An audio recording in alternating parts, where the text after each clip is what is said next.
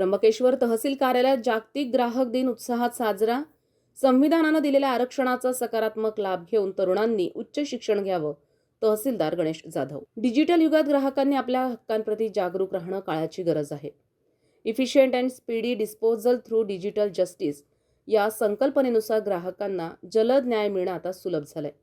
याच पार्श्वभूमीवर भारतीय संविधानानं दिलेल्या आरक्षणाचा सकारात्मक फायदा घेत तालुक्यातील तरुण पिढीनं उच्च शिक्षणाकडे वळावे असं प्रतिपादन तहसीलदार गणेश जाधव यांनी केलंय. नाशिक जिल्हाधिकारी कार्यालयाच्या आदेशानुसार 15 मार्च रोजी जागतिक ग्राहक दिनानिमित्त त्र्यंबकेश्वर तहसील कार्यालयात विशेष मार्गदर्शनपर कार्यक्रमाचं आयोजन करण्यात आलं होतं.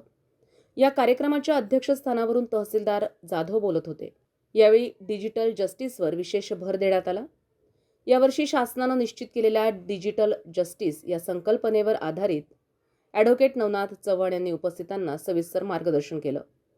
ग्राहक संरक्षण कायदा आणि स्पीडी जस्टिस म्हणजेच वेगवान न्याय या विषयावर बोलताना त्यांनी डिजिटल माध्यमांचा प्रभावी वापर करून ग्राहक आपल्या तक्रारींचं निवारण कसं करू शकतात याच्या तांत्रिक बाबी समजावून सांगितल्या.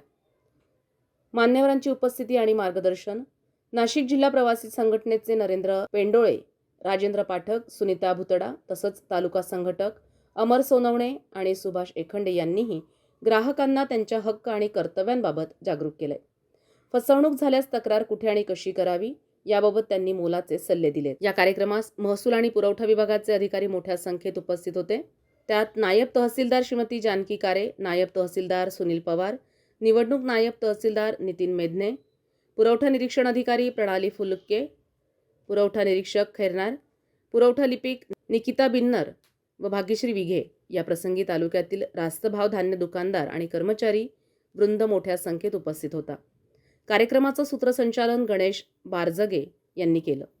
या उपक्रमामुळे तालुक्यातील ग्राहकांमध्ये आपल्या हक्कांप्रती एक नवी जाणीव निर्माण झाली आहे. संविधान न्यूजसाठी रामदास शीर, त्र्यंबकेश्वर.